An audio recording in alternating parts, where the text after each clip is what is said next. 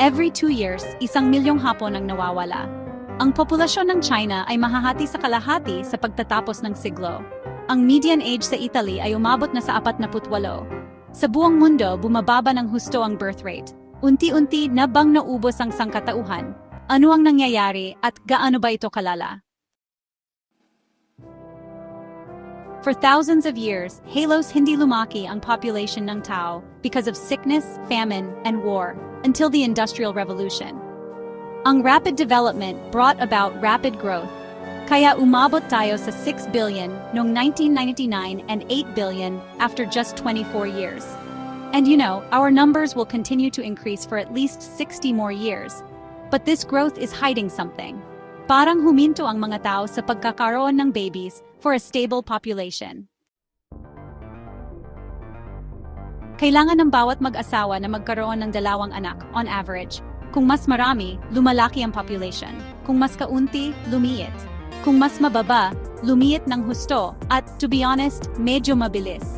Tulad sa South Korea, isa sa mga nangungunang nagluluwas ng pop culture, ang fertility rate nila ay 0.8 na bawat babae noong 2022, ang pinakamababa sa buong mundo. Ibig sabihin, ang 100 South Korean na nasa edad magkaanak ngayon ay magkakaroon ng 40 anak. Sila naman ay magkakaroon ng 16 na anak. At sila naman ay magkakaroon ng 6. Kung walang magbabago, sa loob ng 100 taon, magkakaroon ng 74 na mas kaunting kabataan. At makikita ng South Korea ang paghina ng populasyon. Totoo yan, mananatili sa ganoon. Hindi pa natin nakikita kung may hangganan ng fertility rate. Bagamat, kung titingnan ang mas malaking larawan at ang mga eksaktong bilang, hindi masyadong liliit ang populasyong ito. Babalik lang ito sa dating antas nito. Kaya, noong year 1950, mga 20 million lang ang South Koreans. Ngayon, by 2023, umabot na ito sa 52 million. Pero pagdating ng 2100, magiging 24 million na lang ulit sila. Pero, to be honest, hindi lang ang pagdami ng mga South Korean ang problema. Ang totoong issue ay ang composition ng population. Noong 1950, ang median age ay 18, pero sa 2023, 45 na ito. Pagdating ng 2100, magiging 59 na, isang bansa na puno ng mga matatanda. At alam nyo, hindi lang ang South Korea ang nasa ganitong sitwasyon. Ang China ay maaring nakakaranas ng pinakamabilis na pagbaliktad ng populasyon sa kasaysayan. Talagang hindi mapipigilan. Dahil sa mabilis na pag-unlad ng industriya, pagiging urbanisado, at pagtaas ng kita, mas pinili ng mga pamilyang Chinese na magkaroon ng mas kaunting anak. Tapos, bukod pa doon, nagkaroon ng patakaran na 1 anak lang na ang layunin ay pabagalin ang pagdami ng populasyon. Kaya, matagal nang mababa ang fertility rate ng China. Sa fertility rate na 1.16 na panganganak lamang kada babae, sa loob ng 4 na henerasyon, ang 100 batang Chinese ay magiging 20 na lang. Kasi, di tulad ng Asia, karamihan sa mga states ay may continuous na daloy ng mga immigrants. Ang epekto nito ay medyo complicated dahil malaking bahagi ng mga immigrants ay galing sa ibang lugar na may low fertility rate. Ang bilang ng mga immigrant women na nagkakaroon ng maraming anak ay hindi pa sapat para magkaroon ng malaking epekto sa fertility. At ang fertility rate ng mga immigrants ay usually umaayon sa population ng bansa within 2 to 3 generations. Sa Eastern Europe, mas bumilis ang pagbaba dahil maraming kabataan ang lumipat sa mga bansang may mas malakas na ekonomiya, tulad ng Germany, na ang median age ay isa sa pinakamataas sa mundo, sa 46. Ang Latin America naman, bumaba sa replacement level noong 2015. At sa US, to be honest, ang immigration ang tanging dahilan kung bakit patuloy na lumalaki ang population. Mayroon pa ring mga lugar kung saan ang fertility rates ay hindi bumaba sa replacement level. Pero, sa malaking bahagi ng Middle East, North at Sub-Saharan Africa, mataas pa rin ang fertility. Nagdudulot ito ng parehong pag-aalala tungkol sa overpopulation, tulad nung mabilis na lumaki ang Asia noong 1950s, pero lumabas na wala namang basehan iyon.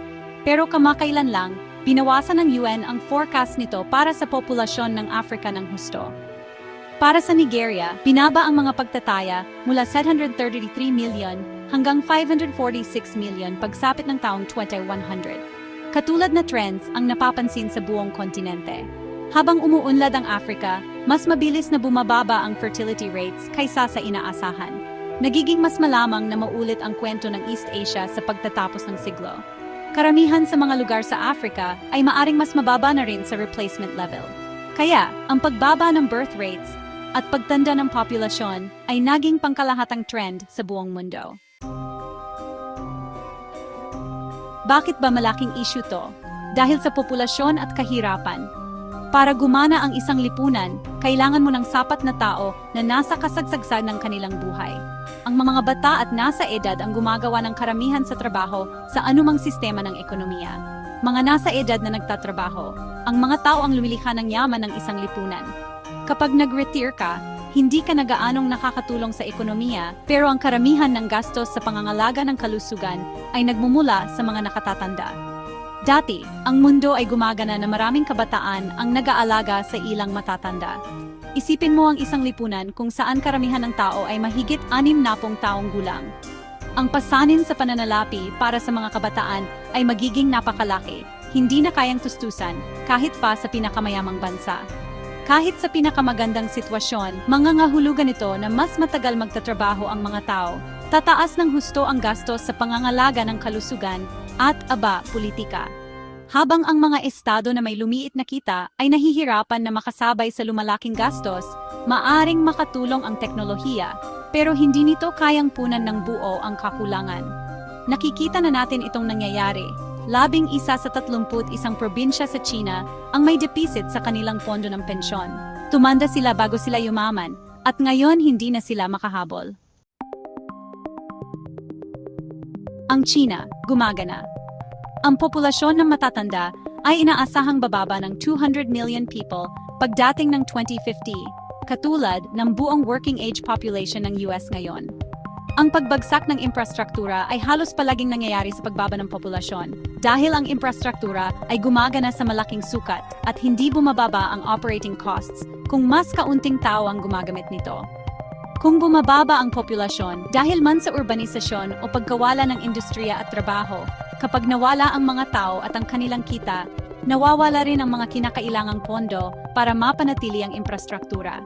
Makikita mo ito sa maraming bayan at lungsod sa East Germany na nawala ng maraming tao matapos ang muling pag-iisa ng Germany. O tingnan mo ang Japan. Maari mong libutin ang kanayunan para makita ang mga bayan na unti-unting namamatay. Teka, kung mas kaunti ang tao, hindi ba't mas magiging mura at mas maganda ang buhay at mas marami ang mapagkukunan? Hindi. Ang pagbaba ng populasyon ay hindi nagdudulot ng kasaganaan. Ang mga ideya at trabaho ng mga tao ang lumiliha ng kasaganaan, hindi lang ang pagkakaroon ng mga mapagkukunan. Isa pang panganib para sa mga lipunang tumatanda ay maaring magpasya ang mga inihalal na gobyerno na pangunahing kumatawan sa mga interes at takot ng kanilang matatandang populasyon, na posibleng humantong sa panandaliang pag-iisip at kagustuhang panatilihin ang yaman kaysa sa pagbabago. Hindi iyan ang lipunan na kayang harapin ang mga issue tulad ng pagbabago ng klima, na nangangailangan ng malaking puhunan at sariwang ideya. Isang bagay na nahihirapan na ang mundo sa ngayon. Kaya, marami ang nag-iisip na ang pagkaunti ng tao sa mundo ay magandang bagay, kasi ang ating mga lipunan ay masyadong hindi napapanatili. Masyado tayong gumagamit ng maraming yaman, at dahil sa pagbabago ng klima, ang problema ay kahit gusto mo ng mas kaunting tao, ang prosesong ito ay masyadong mabagal para magkaroon ng anumang tunay na positibong epekto sa kapaligiran. Ang populasyon ng mundo ay patuloy pa ring lalaki sa loob ng hindi bababa sa 60 taon bago ito magsimulang lumiit muli. Sa panahong iyon, kailangan na nating masolusyunan ang pagbago ng klima. At tulad ng anumang iba pang benepisyo na maaring idulot ng mas mababang populasyon, ay malamang na hindi matupad sa siglong ito. Tulad ng sa mga mahihirap, ang pinakamadaling solusyon ay tila ang imigrasyon. Pero, ang totoo, ang pagdami ng anak ng mga imigrante ay umaayon sa lokal na antas sa loob ng mga 3 henerasyon. Kaya kailangan mo ng tuloy-tuloy na pagdagsa ng mga bagong migrante, na, sa totoo lang, hindi napapanatili sa mahabang panahon dahil bumababa ang birth rate sa lahat ng dako. Ang tanging paraan ay panatilihing mahirap ang mga mahihirap na bansa para ang mga bata at may pangarap ay mag-migrate sa mga maunlad na bansa na naghahanap ng oportunidad at mas magandang buhay, na medyo isang moral na bagay na hilingin, di ba? Sa pagtatapos ng siglo, ang Africa ang magkakaroon ng pinakamaraming kabataan sa mundo. Kaya ang mga migranteng Aprikano ay maaring maging pinakapinaghanap na imigrante sa mundo, na may mga bansang matatanda na nag-aagawan para sa bawat taong handang lumipat. Pero, ang imigrasyon ay maaari ring magdulot ng tensyon sa lipunan o kultura, na tulad ng isang pandaigdigang pangyayari sa lahat ng kultura, lalo na kapag nagtatagpo ang mga kultura na may talagang magkakaibang halaga, na madalas humahantong sa isang pagtutol na nagpapabagal muli sa imigrasyon. Madaling mainis dito, pero alam mo, ang pagbalewala nito ay maghahati lamang sa mga lipunan, magpapalakas sa mga demagogo, at magpapataas ng xenophobia. Sa ekonomiya, karamihan sa mga bansang tulad nito ay magkakaroon ng malinaw na kalamangan sa siglong ito, lalo na kung kaya nilang akitin ang pinakamatalino at pinakaambisyosong tao sa mundo. Karamihan sa mga bansang ganito ay magkakaroon ng malinaw na kalamangan ngayong siglo, lalo na kung makakaakit sila ng pinakamatalino at pinakaambisyosong tao sa mundo. Kaya, ang konklusyon at opinyon namin, masyadong malaki ang paksang ito para makaapekto sa mga lipunang magkakaiba tulad ng literal lahat ng sangkatauhan. Kaya pakiusap, tanggapin ninyo ang bahaging ito ng may malaking pag-alinlangan.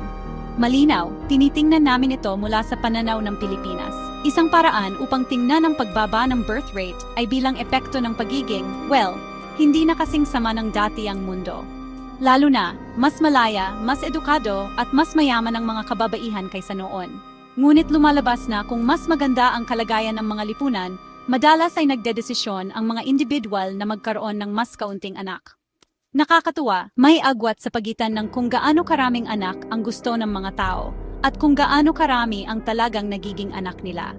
Ang average na bilang ng anak na gusto ng mga babae sa Europa ay humigit kumulang 2.3, na mas marami kaysa sa aktwal nilang nagiging anak. Habang marami tayong nakuhang kalayaan nitong nakaraang siglo sa iba't ibang kontinente at sistema ng ekonomiya, may kapalit din ito.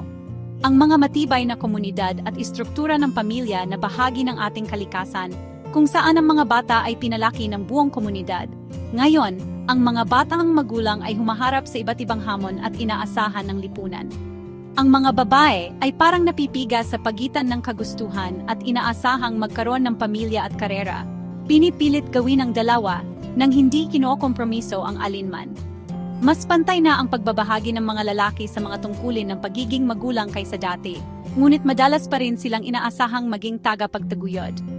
At nakakalungkot na totoo, kadalasan, ang karera ng kahit isang magulang ay nahahadlangan sa maraming maunlad na bansa. Ang pagkakaiba sa sahod ng mga kasarian ay kadalasang pagkaiba sa sahod sa pagitan ng mga ina at ng iba pa. Pero, alam mo, hindi lang ito panlabas na panggigipit. Malaki rin siguro ang papel ng ating pagiging individual. Isang buhay lang para mag-explore, maging malaya, maglakbay, magsaya, may maabot at subukang maging masaya. Kaya, mas huli nang nagpapakasal ang mga tao at madalas ay ayaw ng malalaking pamilya o wala talaga. At ayos lang yan. Walang obligasyon ang sinuman na magkaroon ng anak para sa bansa. Sa ngayon, wala pang bansang matagumpay na napataas ang birth rate ng malaki. Mga tulong pinansyal para sa mga magulang, mas marami at mas murang pabahay. Ang pagiging magulang ay hindi dapat maging hadlang sa karera. At ang ating kultura ay kailangang maging mas positibo sa mga pamilya. At yan ay isang bagay na pwede nating lahat pagtulungan. Sa susunod na umupo ka sa tabi ng umiiyak na sanggol, huwag kang maging masama ang ugali. Mahirap ang mga bata.